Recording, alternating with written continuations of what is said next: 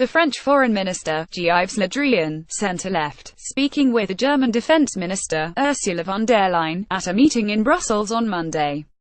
Virginia May Associated Press Caracas, Venezuela. The foreign ministers of the European Union approved an arms embargo against Venezuela on Monday as part of what they called restrictive measures to pressure the administration of President Nicolas Maduro to strengthen the rule of law and democracy.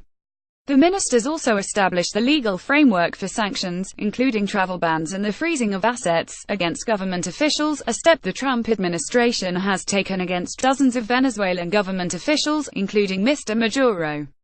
But the ministers stopped short of naming any specific officials who might be subject to such penalties, saying they still hoped Venezuela could find a peaceful negotiated way out of its economic and political crises. The primary responsibility for ending the crisis in Venezuela lies in the country, the ministers said in a statement. The EU calls upon the government to urgently restore democratic legitimacy, including through free and fair elections, and on the opposition to continue engaging in a united manner towards a negotiated solution to the current tensions, in the interest of the country. Opposition leaders in Venezuela announced last week that they plan to resume stalled face-to-face negotiations with the Maduro administration this week in the Dominican Republic.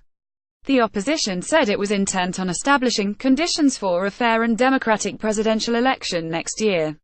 The new European pressure on Venezuela comes as the country reels from an economic crisis that has caused near quadruple-digit inflation, driven up poverty rates, ruined public services and depleted stocks in grocery stores and pharmacies, causing widespread hardship and compelling the emigration of hundreds of thousands of Venezuelans. Though Mr. Maduro is widely unpopular, he has used the judiciary and other divisions of government to tighten his hold on power, jail prominent critics and demoralize the opposition, which has suffered deep schisms following a dismal showing in regional elections last month, in which the ruling United Socialist Party of Venezuela was able to buttress its dominance. Nicolas Maduro of Venezuela at a news conference in Caracas last month.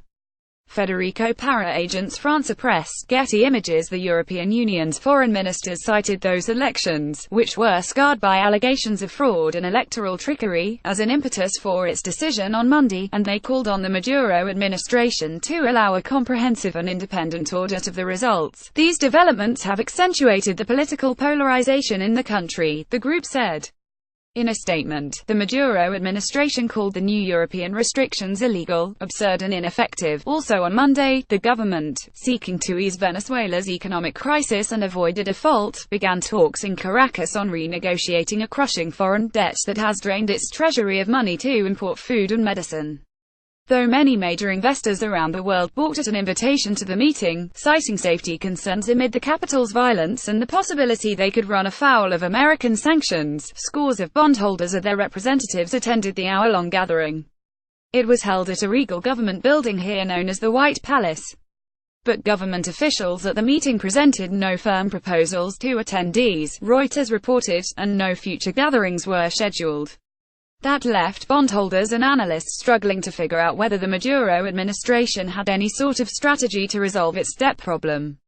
"I don't think they have a fully constructed plan," said Diego Ferro, an executive at Greylock Capital, an investment house that holds Venezuelan bonds, though its representatives did not attend the meeting. To organize this meeting in Caracas at this moment seemed to be more of a political statement on the part than to have a really constructive dialogue. Nothing should really surprise. Mr. Maduro has said he hopes to restructure Venezuela's $63 billion in bonds, most of them issued by the government and the state-run oil company, Petróleos de Venezuela, known as PDVSA. He has made payments on the country's foreign debt a cornerstone of his economic policy, even at the expense of food, medicine, and other critical imports for the country. Over the weekend, Mr. Maduro reiterated that commitment, according to news services, declaring that Venezuela would never declare default.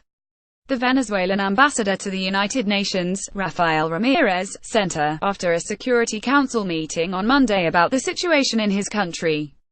Jules Samad, Agence France-Presse, Getty Images. But many analysts both in Venezuela and abroad have questioned the sincerity of Mr. Maduro's attempt to refinance the debt, saying that were he indeed serious, he would not have named Tarek El Aissami, his vice president, as head of the effort.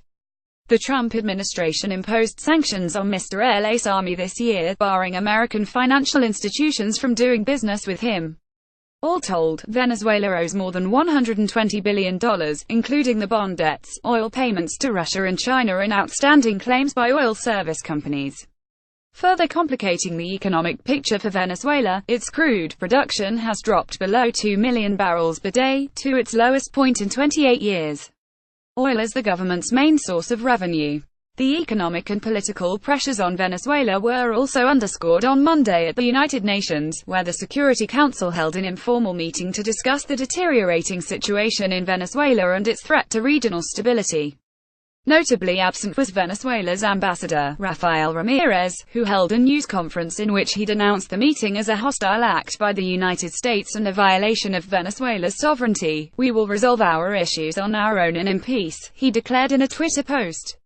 China and Russia, both Security Council members, refused to attend, suggesting that any push by the United States and others for Council action on Venezuela would probably meet strong resistance.